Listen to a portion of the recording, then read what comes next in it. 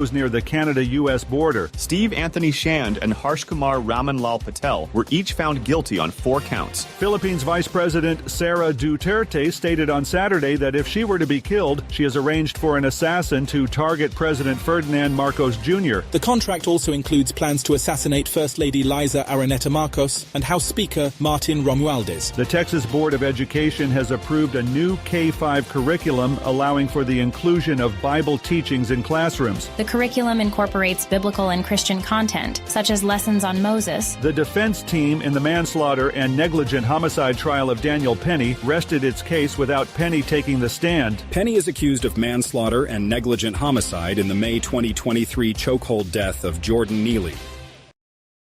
The opinions expressed on this program are those of the host or guest and should not be interpreted as statement of fact. Well, we're in luck. Independent fact-checking and corrections are encouraged. Can we get a cup of coffee in here, please? Oh, yeah. Coffee here, please. I feel like I'm forgetting to do something.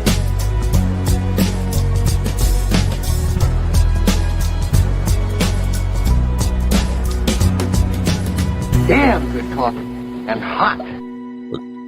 Oh, I know what I was forgetting to do.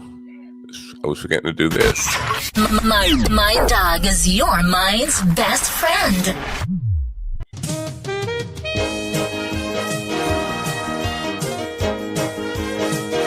Poppity pop. My dog is your mind's best friend. Wake up, America. You've got a dog that needs walking. That's right, sunshine. Just put on a big pot of strong coffee and get ready to type your little hate mail with your opinions about kumbaya and flat earth insanity. Stand-up comedy? You want stand-up comedy? Well, we've got sit-down comedy. It's time for Coffee with the Dog. You make me laugh. Go ahead, laugh. I'm making you laugh. I'm making you laugh. Go ahead, laugh.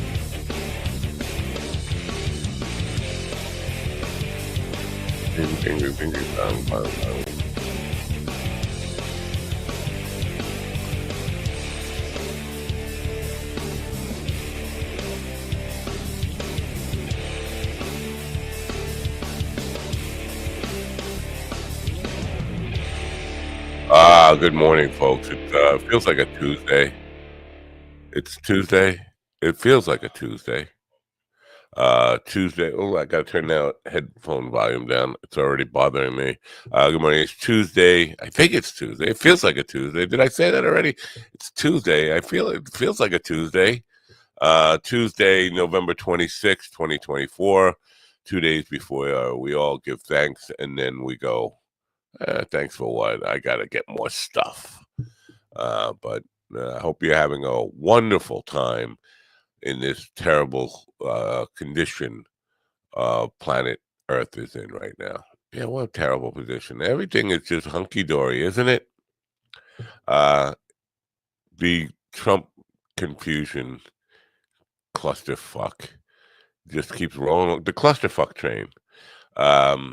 Announcing tariffs on China and Mexico if they don't stop sending their... I didn't know China was sending the people across the border. But apparently that's what Trump wants them to do. And that's what he's trying to stop with the tariff thing. I'm laughing because what the hell? We're all going to hell anyway, right? Might as well laugh on the way to hell. But China and Mexico are laughing at Trump. Like Mexico saying, yeah, like you still think we're going to pay for that wall, don't you? I don't know. It's not going to work out. It's just nothing's going to work out. So basically what I say to you is just give up. Give up. Enjoy the ride to hell. Unfortunately, the movies aren't working, so that you can't watch a movie on the ride to hell. The alcohol car is out of service, so you can't even get drunk. I was thinking, because I'm getting lots of solicitations now from online weed companies. And the prices on weed are coming down, way down. I don't know. Inflation seems to be working, or whatever. Deflation seems to be the thing in the weed business, online weed business. Because I saw 23% sativa for $180 an ounce in one of the advertisements, and it's not THCA; it's real THC. I'm like, yeah, this feels too good to be true. Like, I'm gonna give them my credit card number, and then all of a sudden, I'm gonna see like $30,000 got charged to my credit card, and these people have fled to the Philippines or wherever they go, Thailand, wherever the hell they go. So I didn't buy it, but I was thinking now would be a good time to stock up. Well, not to stock up, just buy all the weed on the planet and smoke it all. And just try to stay as obliviated, stoned out of my mind for at least 4 years, maybe more, if I last that long. That kind of feels like the plan. I don't know about you, but and not necessarily laughing, ha ha ha, stoned. More like, you know what? Let me draw a little happy bushes stoned. Bob Ross stone. Anyway, today we have a show for you, and unfortunately, we have a show for you. I would prefer to not have a show for you. At this point, I feel like I don't want to wake up. I just want to sleep all day. That's what I want to do. And I don't even sleep at night. So why would I ever sleep all day? But we do have a show for you, and it's a confusing show. Every show for the next, I want to mention though, if you're a Neil Young fan, we have his brother on Friday. Neil Young's brother, who has been his brother Bob Young. He has been booked on this program for about 2 months, and I never knew he was Neil Young's brother until Sunday when I was doing the schedule for this week. It's like, Neil Young's brother. He does music, but that's not his thing. He's a mind golf guy. Mind golf. I'll say that one more time. Mind golf. You figure it out, because I can't figure it out. It's like, what do? You just kind of, hey, ball. You try to telekinesis the ball down the fairway. I don't know. We'll find out, but we'll talk about. Maybe we'll get it. You know, when you have a family member of a celebrity, it's kind of tacky to ask him about your famous celebrity, like Eric Roberts, who was famous enough on his own. I didn't want to talk about Julia Roberts with him, even though, all things said and done, I'm far more interested in Julia than I am in Eric. Kelly Carlin, her father is pretty obviously going to ask something about her father, but you don't want to make it all about her father. You want to make it about them. It's not like your chopped liver. That's Stephen Ortiz, the chopped liver. Or is he just liver? He's not even chopped. He's just a slab of liver. So I don't. I want to ask some stuff about Neil Young. I'm sure G.D. Fenderson will want to ask some stuff about Neil Young because he's got a bone to pick with Neil Young. Or I don't know. I bone to pick is probably not the right word. A bone to lick, yeah, that's a better word.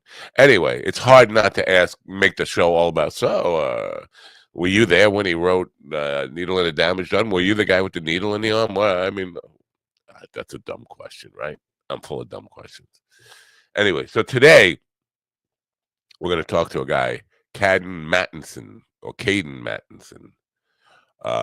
He is a juvenile mental health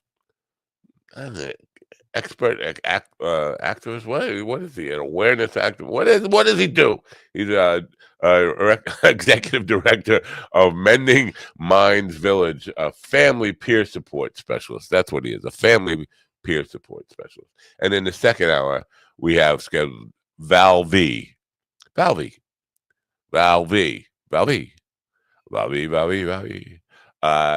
she is, what does she do? She's like a business coach. She's a motivational speaker, podcast host, and she's all about being authentic. And we're going to learn about how I can be more authentic, because I don't feel like I'm really. This is not me. This is phony me.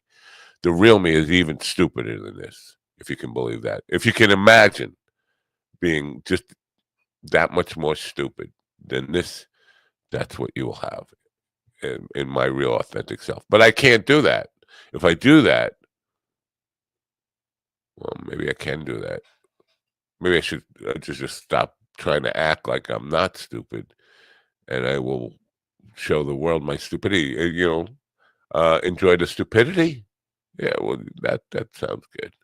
Anyway, right now, because what made me happy, I don't know if you recall, but just about 8 minutes ago, before this dopey rant began, I was happy for a second there. Why was I happy? Because the radio thing said 420, the radio app. I don't know, just seeing the word 420, it makes me happy.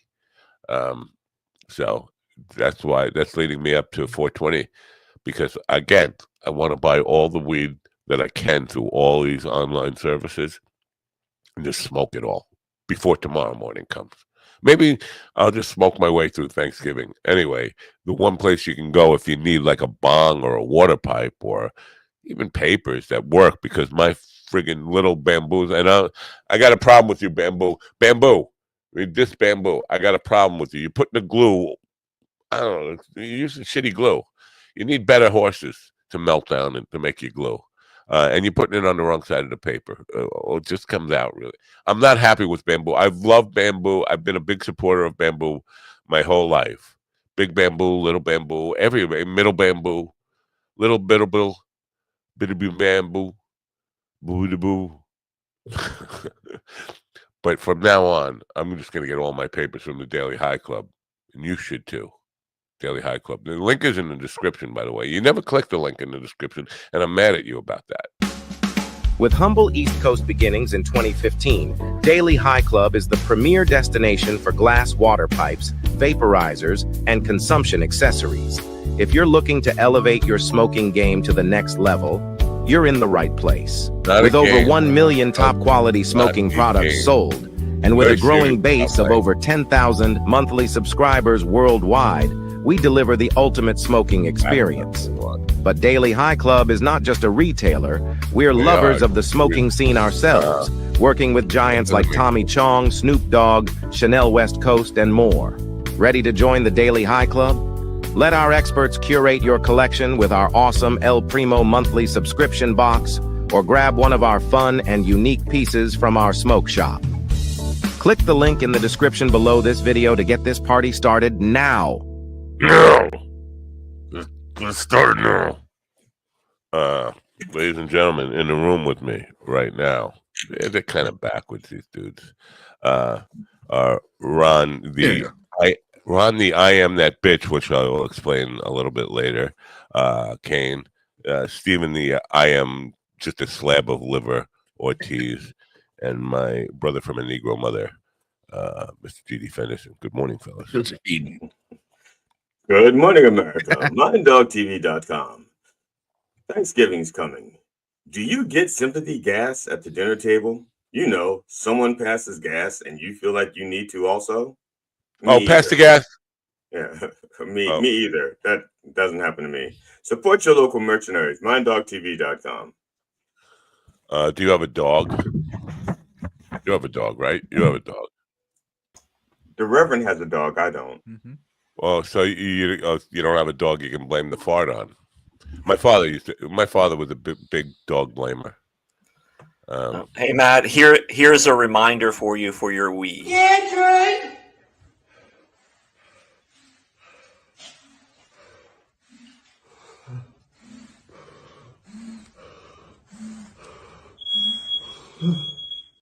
I am that bitch smoking.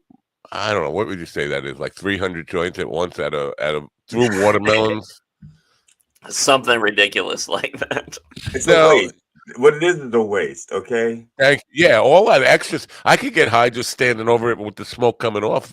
You just need one of those joints, unless most of those are not joints. Most of those are oregano. There's only one joint, you know. Oregano? Why would you do that to yourself? You know, I'm Well, sorry, whatever it is but that they do in Hollywood, they smoke something when they want to do a cigarette, but it's not really a cigarette. It's just a different kind of weed that they're smoking. It's not pot. Baby dander. Baby gander. Baby dander. Yeah. Baby dander. You mean like when you scratch a baby's scalp and the skin flakes off? You gotta take his. Yeah, they smoke it after they drink the baby's blood. It's powdered baby. Yeah, so Not that's baby what it powder. probably is. So he's not even getting high. He's just wasting. Otherwise it's a fucking waste. I mean, obviously he's a fucking waste, but that's a fucking waste too. And I'm more. Was that a guy? I thought it was a girl. It doesn't matter. I'm more upset about the wasted pot than I am about the person being wasted. Yeah, all that waste. All that waste. Oh my fucking god. See, that's the old. See, that's how I know when I'm old. The young guy would be going like, "Damn, that's wild." I'm like, "What a fucking waste!" Cut through all that. Dude, bullshit. Well, I hear what you're saying, and I 99% agree with you. But when I was a kid, we did all the Cheech and Chong stuff. We used talk about Big Bamboo. They had the album Big Bamboo, and it came with a rolling paper like that, and we used it to roll a quarter pound in, and we smoked a quarter pound. And I mean, there was one. Okay, you said New Year's Eve. You said we. What Right. that guy did would be the equivalent by himself. I get it, but so this is basically 4 guys who all bought a quarter pound each, and we all smoked it. This was New Year's Eve, so we ended up smoking a pound of weed, and it was in a very short time. Now, I agree with you that at a certain point, it seems like you can't get any higher, but I was a teenager at the time, and I remember going home and peeing in the hamper and put my socks in the toilet. So that's how high I was. So I don't know. Maybe you can't. It doesn't matter. I just want to keep. My point wasn't my point that you at some point you can't get any higher. No, my point is he's fucking wasting. All that smoke is going up in the air. He's not ingesting it. There's no one else in there ingesting it. It's a waste. Oh, okay? So you're saying there are. You're saying there are kids in China who were starving for a good hit of weed. There are sober kids in China who are not getting high right now. Well, I hope in Thailand. I hope, Thailand. There are Thai kids who are not getting high off of Thai. They're Thai stick kids. Yes. All right. See, they have Thai stick kids. We have Thai pod kids. The civilizations just aren't equal. Did you guys wake up late today or something? You guys were all like last minute. We were snuggling. I woke up at 8:57. Wow, good for you. It's really cold out right now. Ron and I was cuddling up with Steven for warmth. Is it really cold? What is it? I think it's. Let me idea. Actually, it feels good. It's like 50 here. Yeah, it feels great. I was just outside. I'm curious now. What is it here? It is 55 degrees it's here. It's 33 here. That's not bad for November. What is it? November. What? It's 33 degrees here. This is November 32nd. Today is November 32nd. Yeah. So I don't know. I just don't know. I mean, I just don't know. I get up. I'm like, I don't even want to wake up anymore. I just don't want to wake up. I just want to stay asleep. And I think at some point they call that death. But it's not happening. Coma. You know what? This is real. Every morning I wake up and the first thought I have is he dead yet? And you know who I'm talking about. Is he dead yet? Steven's sitting right here. Okay, that is so wrong. Steven is right there. We're looking at him. That's so fucked up. Well, I like to call him chopped liver. That's fine. You know, the liver is a very essential part of life. He's not chopped. He's just liver. Just liver, yeah. Top liver, I think, would be more, more insulting because only half of me works. I don't know why, because we all eat. Well, we don't all eat. There's vegans and vegetarians and all that, but there's no real difference between liver and other parts of the animal, right? But the word liver, there is. It's the taste. It's a taste. Yeah, texture. Yeah, because it performs a different function. It has a slightly different taste and. Too much alcohol in the liver. Well, it's like, for example, when you have livers and gizzards from chickens, you can tell the difference between what's a gizzard and what's liver. I would never eat a gizzard. First of all, when I think of a gizzard, and I don't know. That just doesn't sound. You just got to think of them as bear. You just think of them as bears and otters, Matt. They're just different. Okay, but what if it were like? So we're naming the body part, right? And we do that with legs, breasts, and all that stuff, right? But what if? Yeah, what if it were like cock, bullcock? I guess they do. You know what it is? They don't call it testicles. That. I've eaten testicles. They don't call them. They don't usually call them that. When something is, even it doesn't matter how good it tastes. If I'm just saying, no matter how good something tastes, if the name is not something that they think they can market, they change the name. Like Rocky Gizzard was marketable. They say, "Oh, wow, that sounds like something people want to eat." Chilean. Well, it's also you remember how long they've been saying it? They probably said it with an accent, so it sounds really exotic to them. Yeah, gizzard. Yeah, the gizzard. Gizzard. Yeah, Livars and gizzards. It's probably knowing how slave masters worked. They probably were serving it to the slaves, and they just gave it like a fancy name, or they called it something. Gizzard is probably an African name for what's this shit. Wasn't he the guy after Captain Kirk? Wasn't that Gizzard? Gizzard? No, Picard. Captain Gizzard. I'm sorry, I don't know. Are you a I really hate that. Yes, I really hate that you brought up the slave masters because there's got to be a reason that you like the same thing I like. It's not cool. Wow. What do you mean? What are you talking about? Puerto Rican women? No, well, yeah. You're looking good, but no, I'm talking about I'm talking about our taste for Southern delicacies. Who said I like Southern delicacies? I assumed that's my fault.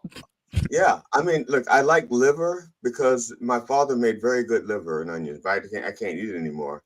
I like gizzards because of you can make pate with it, and also I'm becoming a vegan today. I'm going to become a vegan right now. As of this moment, I'm never eating any meat again. Telling me poop shits don't sound appetizing. But I do not eat sauce. I do not eat brains. I do not eat intestines. Why not? I'm never eating anything again. I'm on a hunger strike for the rest of my life now. Man, I will try any food for the most part once. Okay. Really? I didn't say try. I will try almost anything twice because the first time you try it, you may not be doing it right. So try the second time. You notice when GD sleeps a little bit late, he gets up and ready to fight anybody, anybody, over anything. I feel like he's late at me. You could say good morning and he'd be like, "Come on, motherfucker!" I didn't sleep late. I was busy. I had something I was doing and I lost track of time. That's what I call schlong division. Yes, I was schlonging division. I don't know what that means. I'm trying to wrap my bald head around it, and it's just not getting around it. Schlong division. Try going the other direction. I can't. I got a neck thing. I don't know if I mentioned that. You still like. You need to see a chiropractor or something, man. Well, you know what? Apparently, it's this time of year because I was looking through my Facebook memories, and like almost every one from the last 7 years, I had a pinched nerve in my neck. How was that? Like November is pinched nerve month. That sounds like a deep psychological issue that you're dealing with. Oh, does it? Yeah. Because look, I used to what a surprise! I have deep psychological issues. You know who I could have dealt with that as a kid, as a juvenile, and then our guest would have been able to help me, but I didn't. And now my juvenile years are 100 years behind you. But when you think about it, the older we get, the more juvenile we become. Eventually, you'll be shitting your pants, and they'll take your license. What do you mean? Like eventually. What do you mean eventually? Well, I said and. So you'll be shitting your pants, and they'll take your license. Right now, see. So eventually, you'll be. I'm going to give up my license voluntarily. I'm at that point right now. I don't know if you guys experience this, and I probably if I'm certain that I probably brought this up, but it seems to me at some point headlights became unbearably bright. Like they're not bright; they're just regular low beams. But it's not just you. It's fucking horrible, man. I was driving home the other night from the gig, and I swear to God, I thought every fucking person had their brights on. They didn't. But it was Oh, horrible. I thought you said head lice. I thought you said head lice. Okay, never mind. I said they are brighter than they used to be because I used to Oh, think they are. They're going to college now. Yeah, I was thinking they're hanging around the brain so much they've gotten so much smarter now. But okay, so you're not talking about head lice. Never mind. All right. You want to talk to Cadden? I think it's Cadden. Kadeen He is left the room. Kade. Is that? Elvis He left. left the beating. We scared him away. He left the building. Oh no! I'm coming for you. Wow. Are you telling me I'm coming for you? What did you notice? What scared him? What was the actual trigger? Head lice. Head lice. It was Yeah, head lice. yeah. It was like a deer with head lice. He was Look at sitting there that. scratching his No political Did talk. he and ran just for a don't scare comb? people away. He didn't want. Oh, they're outing me. They know. They know about my head lice. They know. So let's see if we can go 2 for 2 with the next guest. What? If she shows up anyway. I mentioned I am that bitch when I was introduced Ron this morning because the second guest has a podcast called I Am That Bitch, and I was just thinking that she beat Ron to that because he was gonna brand that and trademark it, but she got to it first. Mine was I Am That Bitchy. So I'm surprised that the podcast services will allow you to put that in the title as the brand name of it. Like, I'm sure if I went like I'm that motherfucker, it wouldn't get accepted until maybe on the podcast. Is the podcast? Is it like B with some kind of like ampersand? Doesn't appear that to be that. I mean, on the actual, I don't know. Don't you ever say ampersand to me because I don't know. I am that motherfucker. That's why. I don't know. Okay. I will slap. So, I will slap that solidus right out of your mouth. I wonder how many people know that all those little symbols actually have names. Do they all? Let's go over them because we have time to kill. Do you know all the names? Not anymore. I have been contaminated because, like, even like the one they call the pound sign, it has a different name. I get so nervous having to say that word out loud now because I don't know how the other person's going to react. Whether they call it hashtag or pound or number sign. It's number sign, right? Right. That's what I grew up hearing was number sign. Right, number sign, but also has another name other than that too. So, tic-tac-toe board. That's it. Ooh, yeah. Yeah, but that's why I'm so tired of all these liberals and their pronouns.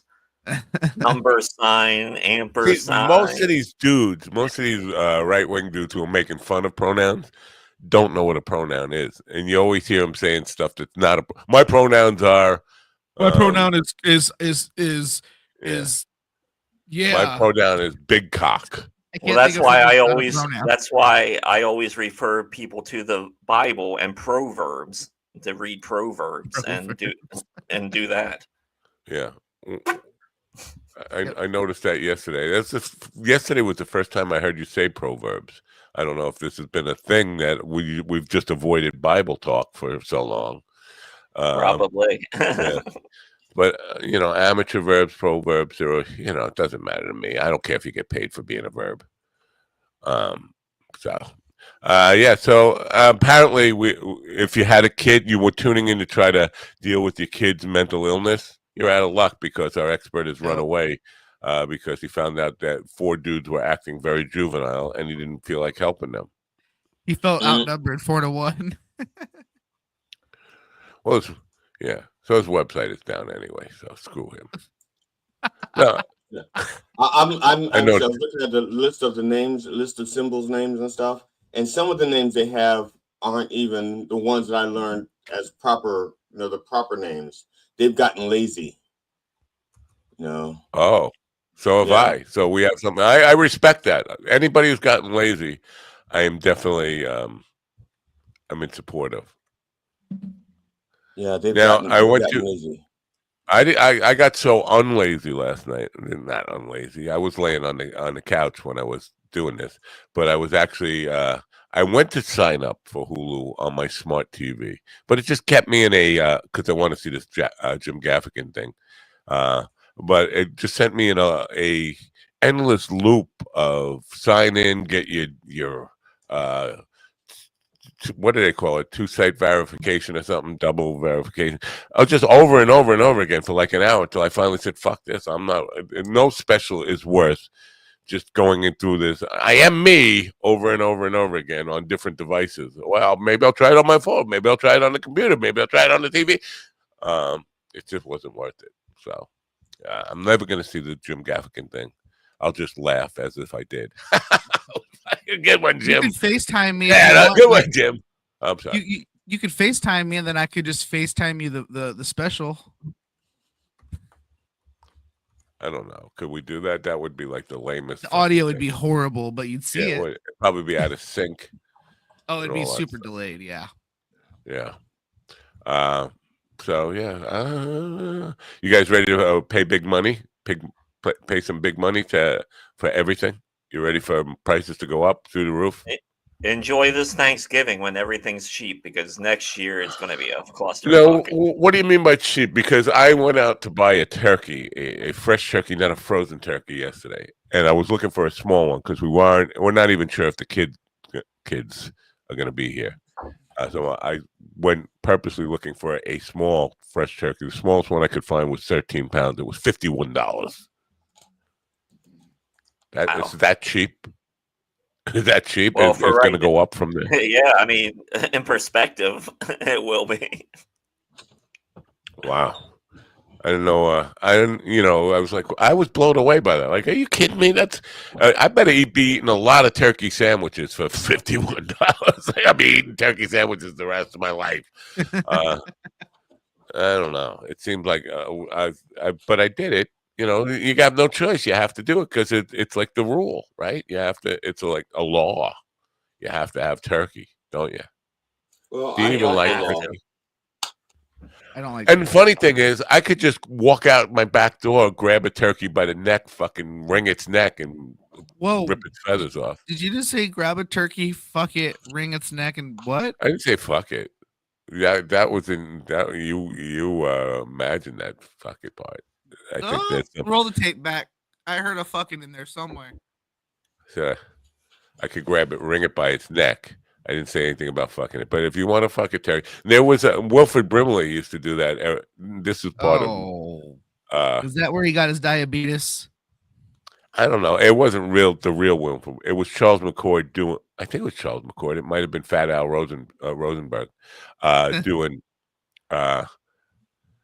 A parody of Wilfred Brimley. It was my radio days, the stuff I grew up on when I was a kid. It was Wilfred Brimley stuffing the family turkey, but he would mount it on the radio, and it was a theater of the mind thing. But it's kind of why I wanted to get into radio, just remembering Wilfred fucking that turkey. So yeah, basting it. Well, that is a mental image. The inside. Yeah. But he was very good. They did as good as your Alex Jones. We haven't heard you, Alex Jones, in a while. Just tell me Alex Jones fucking a turkey. Can you do that? Oh, yeah. Call me the baster. I'm going to get in there real deep like the aliens do in my ass all the time. You people on the radio, you're welcome. That was my Thanksgiving gift to you. All right. No, I really thought that you say I'm so deep in there I can feel the gizzards from my testicles or something like that, Well, you could write it for him, and we could do the whole Thursday morning thing. No, because if I wrote it for him, he wouldn't read it the way I wrote it, and then he'd try to make it funnier, and then I'd be pissed off and change it. Well, I'm not a certified forensic humorist, so yeah, difference. Yeah, he's writing for that. I'm writing for a comedian, so they're two different types of writing. Yeah. Two different. So, Black Friday. Yeah. That's this Friday. It's Black Friday. They get one day a year. One day a year to kind of celebrate. Neil Young's brother Bob. What about Bob? Remember that movie? What about Bob? But how do I not? Because mind golf. Okay, what's mind golf? You find out in the first 2 minutes. It's what? Mind golf. What do you? Yeah. Mein Gott. You're saying it wrong. All right.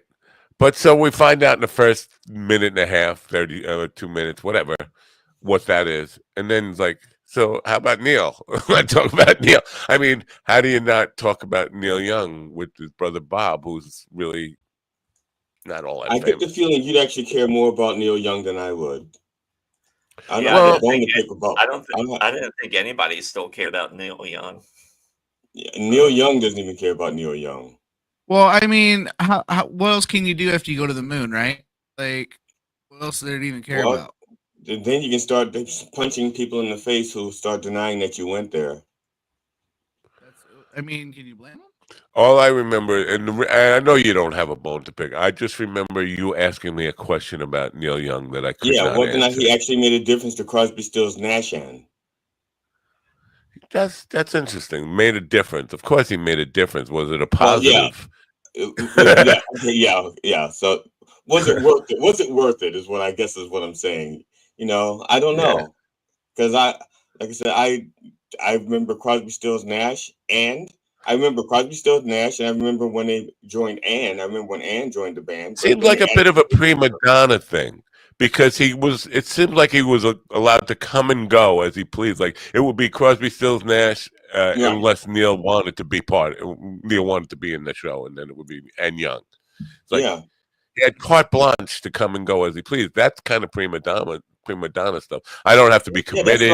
That's Robert Taylor kind of stuff. But no. That's even Carl Mann. That's Carl Mann level shit. Carl Mann comes and goes as he pleases. That's exactly what it is. True. Carl Mann is out Neil Young. That's an interesting way of putting that. I don't know what. Carl's great, man. What a good guy. So you get a call. I have 13 beers. I have 13 beers. Carl Mann is our Neil Young. Yeah. Carl's the kind of guy who will count his beer. That's why I said, speaking of him, because when I went to get the turkey yesterday, I wanted to buy a 6-pack, but they didn't have 6-packs of my beer. They only had 12 packs. And I have one in that 6-pack of turkey. Wild turkey.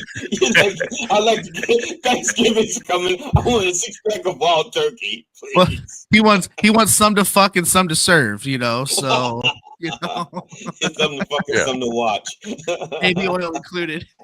No, what is this? One dead turkey and 5 live turkeys to watch. I get it. Yeah. But I'm just wondering where this preoccupation with fucking turkeys comes from with Steven. I mean, it's just I don't know, but I'm gonna roll with it. Are we reliving some childhood, some juvenile mental illness? No, I told you, man. I had all the trauma but sexual. There was nothing. Nobody was interested in me. Story of my life. I know. I know what got Steven thinking about doing turkeys that way. Watch this. It is his fault. There we go. Yep, there it is. Here we go. Yep. Let me play with this. I gotta get. It almost looks like a Viking turkey. What it looks like is that one weird Reddit video of that guy putting his head in a vagina. Yeah. That's there you go. Ooh, yeah. I'm glad I got out of bed for this. Yeah. Oh, look at that. Oh, yeah. Stop! I'm gonna gravy. Stop. I'm about the cranberry sauce. Yeah. All right then. Sauce all over your stuffing. There we go.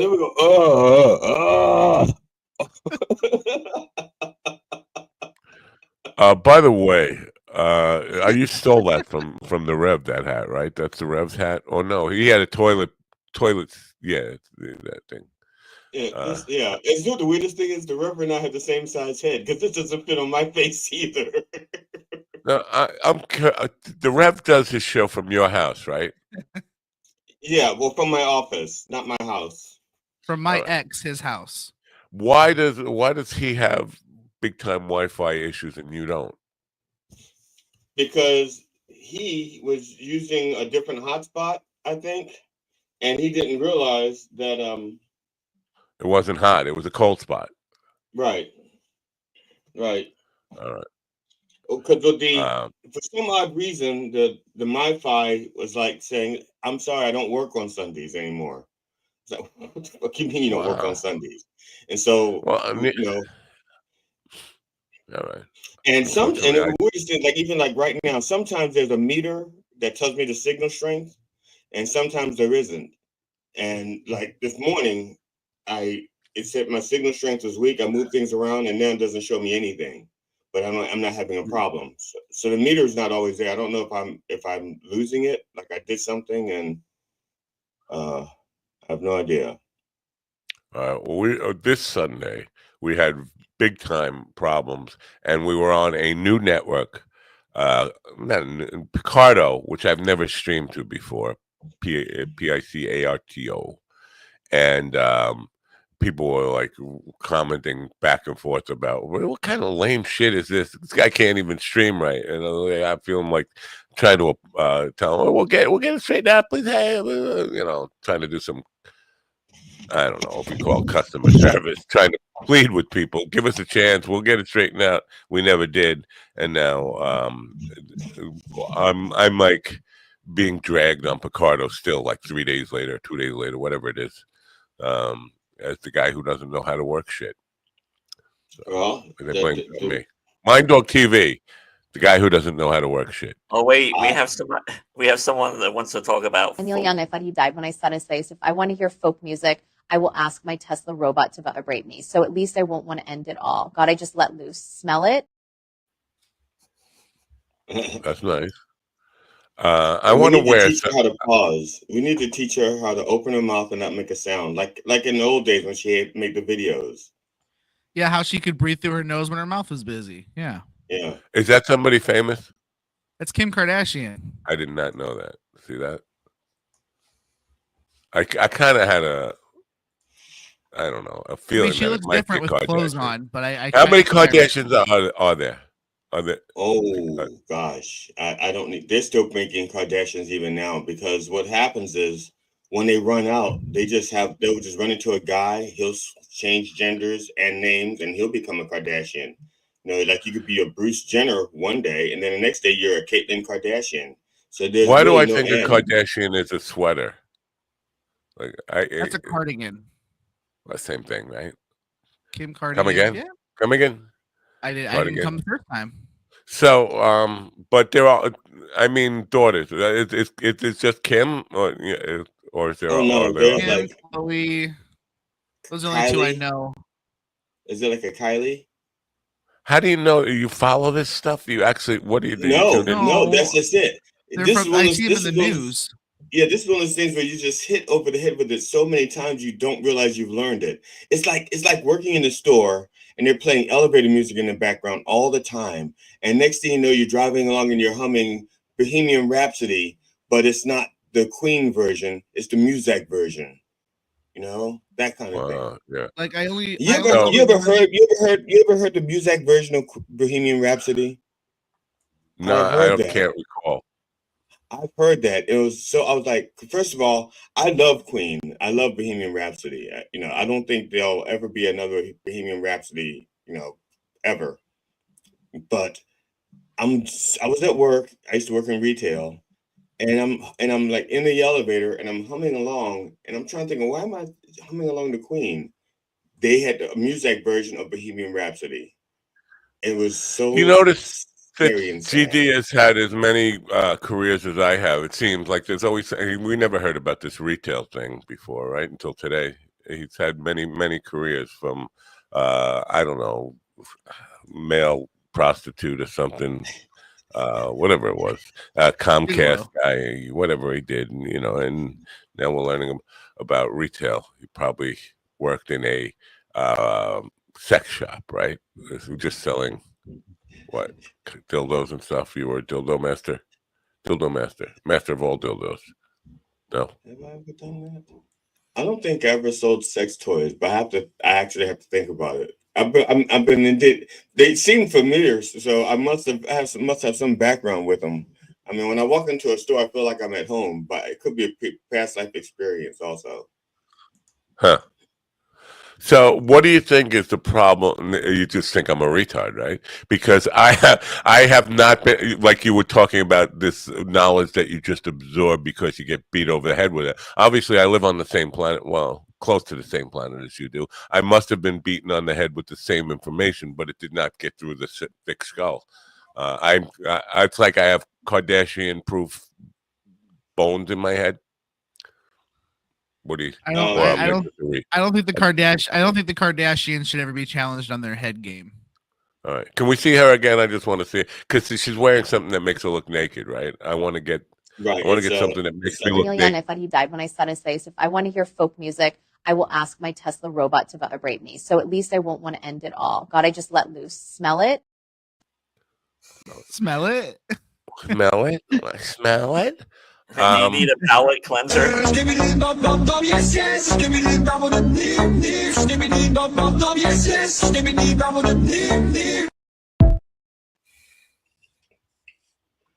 My palate was fine until then. Now I need a palate cleanser. It's funny that you kind of segued in. Oh, geez. Oh. Palate cleanser. There's no palate cleansers in this. I think it just keeps getting worse. But you segued into the toilet thing after the Kim Kardashian thing because I was looking at her and her hair goes past the twack, right? It's long hair, and girls with that long hair, I can't imagine how they sit on the bowl and don't get their hair like. Well, it doesn't go all the way down to her butt, and besides, you can do this.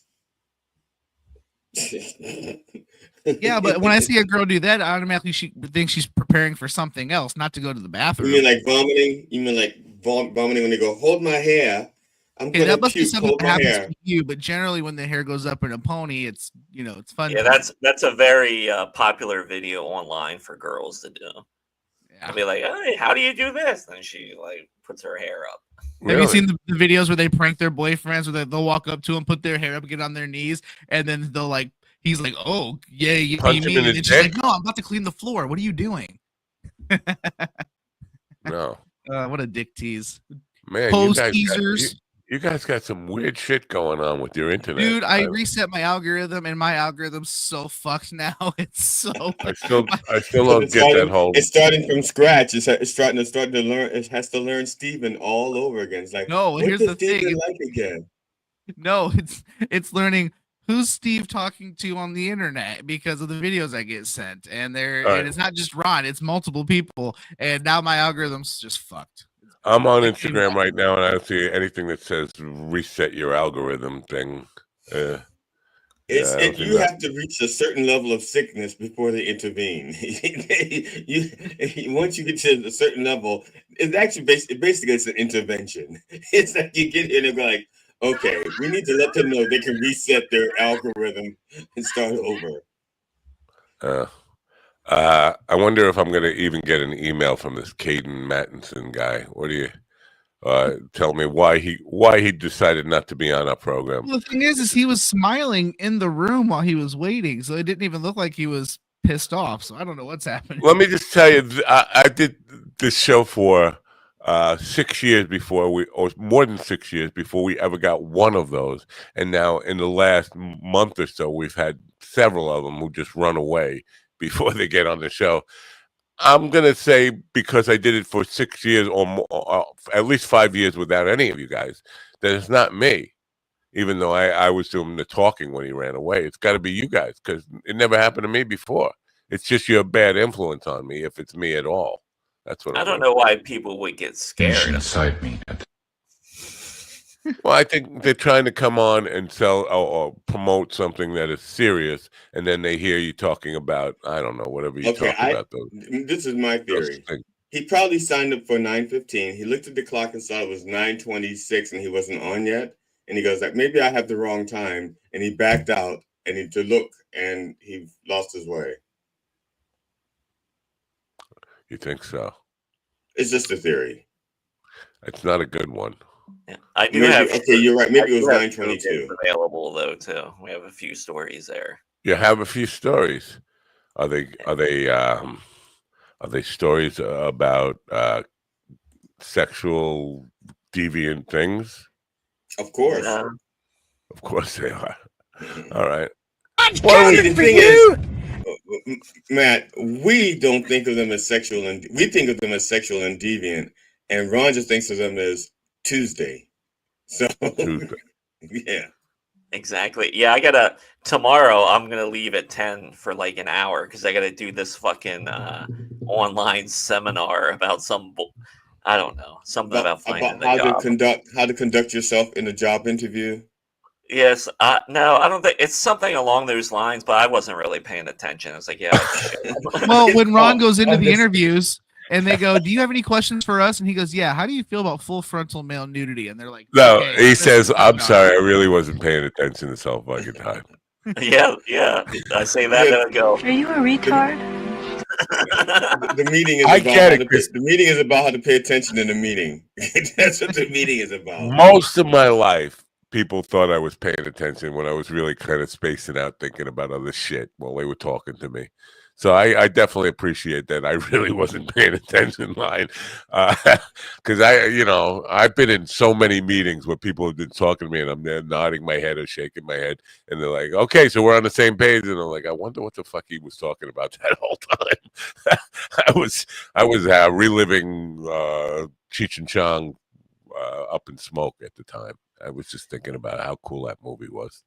hell, I think my last year at work, I was barely reading my emails during the day that would come through. I was just like, yeah, whatever, we'll figure it out. Yeah, the Lord will provide. When I used to work for that company that runs with Comcast, we'd have these tech meetings in the morning, and I used to sit next to this guy named Brian Cornell.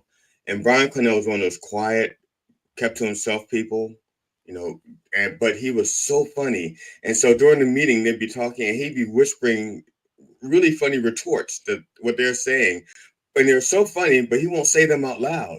And he'd be like, and I would want to laugh. And so instead of laughing, I would just repeat it. What he said, I would just say it out loud. And everybody would laugh, and they're like, "Hey, you're so funny, you're so funny, Glenn, you're so funny." And they're like, about so you should hire him to do your be a comedy writer. So but about the fifth time I did that, he whispers in my ear, "I'm so fucking tired of you stealing my jokes." And I said, "Yeah." I said, "Well, say them out loud yourself." I said, "I'm not stealing them." First of all, yeah. You were giving them to me, and you just didn't have the balls to do them yourself. So I figured I'd get you some laughs for your fucking material that you're writing. Because I wanted him you to should know. say thank you. I told him, I said, "Look, you're really funny. You should be saying this out loud." And he was like, "I don't know." And so I would just repeat it, So he's your Neil Simon? Yeah, Neil Simon. My Neil Young. No, No, Neil Simon. Remember the what was My Favorite Year or something like that? It was a movie about the show of shows, Sid Caesar show of shows, and when Errol Flynn was the guest star on show of shows. It's a movie about that, but it's not a documentary. But Neil Simon was one of the writers, and he used to like whisper shit to Carl Reiner, and just like, but he didn't have the balls to say it out like your friend there. It would be in a writer's room meeting, but he wouldn't have the balls to say what he was thinking. And then Rob Reiner would get all the credit for it. We were at a comedy club. This is like maybe this is like at least 20, 30 years ago. We were at a comedy club, and there's this comedian on the stage, and the tables bumped right up to the stage. The tables were the same height as the stage, and our table was like right up to the stage. Now, Brian was the kind of person, if he was doing something, once he set out for a task, he was so absorbed in it, nothing else existed. I mean, like, he wouldn't hear anything. You could touch him, and he wouldn't know until he finished the task. And so the first comedian went up, and the second comedian is up on stage now, and Brian is filling out the comment card about the first comedian, and so he's writing his critique. And so the comedian sees that Brian has been paying attention to him for like 3 minutes. And so Brian is just writing. And I've known Brian for years. I know what he's doing. I know if you give him 30 seconds, he'll stop and he'll start paying attention. But the comedian was upset by it. So he's looking at it. He says, "Excuse me. Hey, asshole. Hey, asswipe. What are you doing?" Right. And so this is how good Brian is. I looked at the comedian and I looked at Brian, and I saw that Brian was finished writing. As soon as he was finished writing, I knew I had his attention. I tapped him on the shoulder, and I said, I did this. I said, the comedian wants to know what's wrong with you. And so Brian goes, Brian does this. Brian goes, there's nothing wrong with me. I was not. So the comedian thought that Brian was deaf. He felt so bad because he's calling him an asswipe. What the fuck's wrong with you? And so for the rest of the time the comedian's on stage, I'm pretending to sign for Brian the jokes. And Brian would go like, and the comedian kept stopping his routine to apologize to Brian. See, now, it's funny. It's funny. I'm not laughing out loud because I'm laughing on the inside about this. But I'm just wondering how stupid the comedian. Well, there's a disconnect here. Why would a deaf person be in a comedy club and not? If you're a deaf person, you're always looking. Being a deaf person, I'm always watching people's lips and stuff like that. Because if not, I'm gonna be clueless. So why would a deaf person even go to a comedy club and then not be completely laser focused on watching the lips even? Just the comedian, like I said, so he was so absorbed with the fact that he thought he was cussing at a deaf guy in front of everybody. He felt bad, and he kept apologizing. And Brian and I would not stop. And then eventually, the guy looked at me and he goes, he apologized. He goes, I am so sorry. And I looked at him and I said, you have no idea how sorry you are. And the guy looked at me, he goes, I don't think you've been. And then there was actually a sentence. I actually did know how to say. I actually did remember how to sign. So he said something. I actually did sign a real sentence to Brian. And the guy goes, I think you just made that up. And I went, no. I said, no. I said, this is the real sorry. I said, what is the guy? When the guy said to Brian, I'm so sorry. So I did this. I pointed and did this, which is very sorry. This is very sorry. And so the guy said, you just made that up. And I said, no, this is sorry. This is very sorry. I said, all the shit I've been doing for 5 minutes before that, I made up. Everything else was made up. This is the first thing I did for real. And then the guy would not stop picking on me. I mean, after that, he went after me and and I just went back at him. I just made him look worse and worse. And then Brian whispered at me, he goes, if we want the show to move forward, you have to let him win one. And I said, okay, I'll let him win. I said, I'll let him win the next one.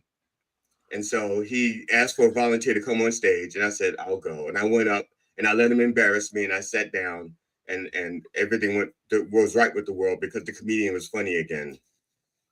Wow.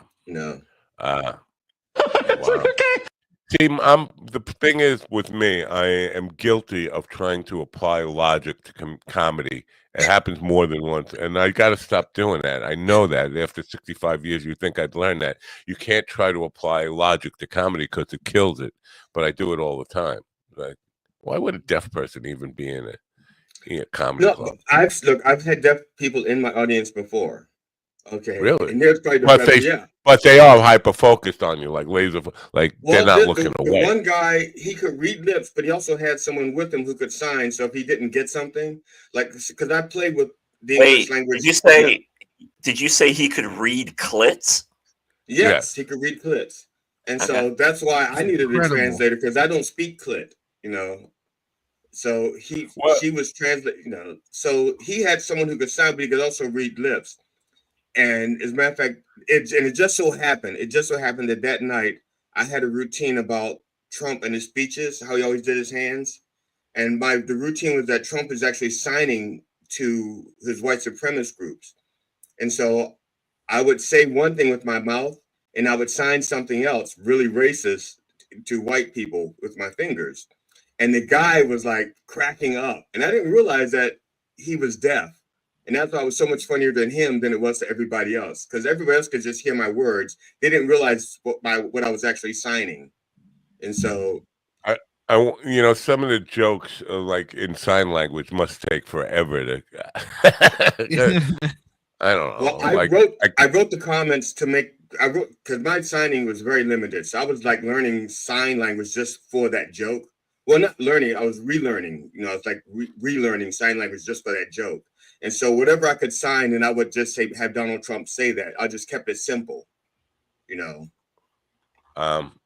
Funny that Ron would bring up clit. I don't know why. It's so unlike Ron to go there, right? I mean, right now, Ron, because Ron was looking at clickbait while we were talking. Well, the guy who picked the fight with Joe Rogan, the Ukrainian boxer guy who was yelling at Rogan on Twitter. His name is he's like Cher, right? He goes by one name, but the one name he goes by is Klitovsky. I'm not sure if Ukraine uses the same. I don't know. Apply. Well, actually, in cultures that are run by women, they have what's called the kleptocracy. It's almost like a kleptocracy, but it's a little bit douchier. So it's yeah. You guys can still didn't catch any of that Rogan stuff, right? When the guy is Stephen, because that was not very good. It was just so stupid. It was funny. No, it was stupid. So dumb. All right. You want to continue? Go ahead, you guys. No, this is good. I just beat myself out. No, keep going. Are we doing news? Nudes? Yeah, we're doing nudes. Oh, why did you say so? Damn it. No. Not again.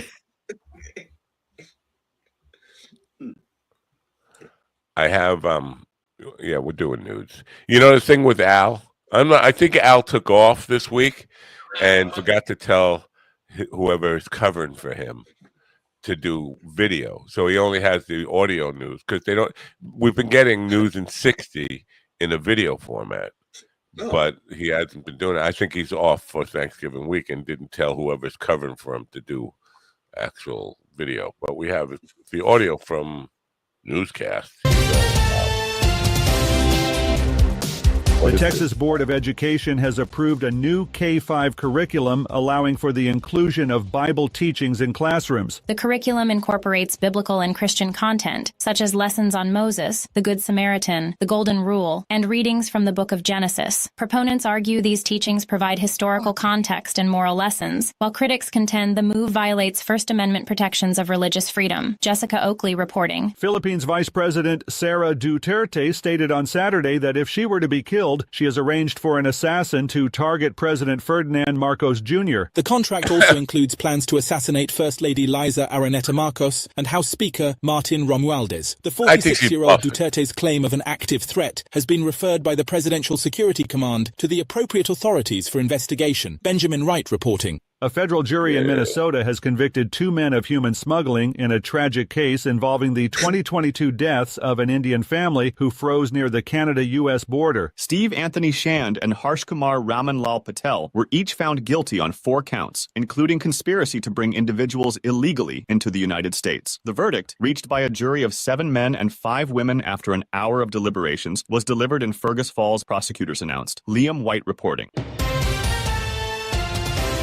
This is the latest news headlines. Without Al. Here it is.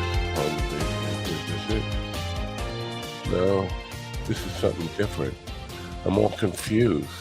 A listeria outbreak linked to a brand of ready-to-eat meat and poultry products has resulted in the death of an infant, federal officials reported. The U.S. Centers for Disease Control and Prevention stated Friday that 11 people across 4 states have been infected, with 9 hospitalized and 1 infant in California deceased. The outbreak has been tied to recalled products from Yushang Food based in Spartanburg, South Carolina, the CDC said. Kevin Sanders reporting. The co-owners of a Colorado funeral home where nearly 200 decomposing bodies were discovered have pleaded guilty to corpse abuse charges. John and Carrie Halford operated the Return to Nature funeral home with locations in the Colorado Springs area and Penrose, Colorado. Authorities made the grim discovery at the Penrose site in October 2023 after complaints of a foul odor. Officials revealed that some of the bodies had been there since 2019. Lawrence Keller reporting. The defense team in the manslaughter and negligent homicide trial of Daniel Penny rested its case without Penny taking the stand. Penny is accused of manslaughter and negligent homicide in the May 2023 2023 chokehold death of Jordan Neely, a homeless man on a New York City subway. Neely was reportedly behaving erratically when Penny, a former Marine, restrained him in a fatal chokehold. Penny has pleaded not guilty to all charges. Kyle Norris reporting. And that's the latest news headlines with Alan Edwards. Yeah. Latest news headlines with Al. This whole Bible study in school. I know, too bad I shunned Shavola away forever. he can't comment. I don't know if he still lurks and listens to this stuff. But he's not a guy who's a religious guy, but he's definitely a pro-Trumper. And I know lots, not lots. I know probably about 10, maybe a few more than 10 people who are hardcore Trumpers, who are atheists or not on board with this religious thing that they are going to be forcing down people's throats. Like, if you're not part of this, do you want your kids going to a school and having religion forced on them as part of the curriculum in public school? I would think they would probably, if they had any balls, say, no, this is not what I voted for. But they don't have the balls to say that. And you know what? You deserve it now. Your kid's going to come home and call you a sinner. And your kid's going to be lecturing you about 4,000-year-old Earth and right, and how your gay friends are going to hell. My stepson, this is years and years ago, when he was about 4 or 5 years old, because of the way he was raised before I came along, he would say things to me like, "I don't have to listen to you. You're a sinner. I don't have to listen to you. You're the devil." My father says you're the devil, and you're going to hell. And so since I was raising him, I used to beat the shit out of him. No, I'm just saying, so gut punch him. He's like, right in the throat. What the fuck is wrong? No, but I just like I said, I raised him. Remember, he and I are really close now. When he got married, he did not invite his biological father to the wedding. He invited me.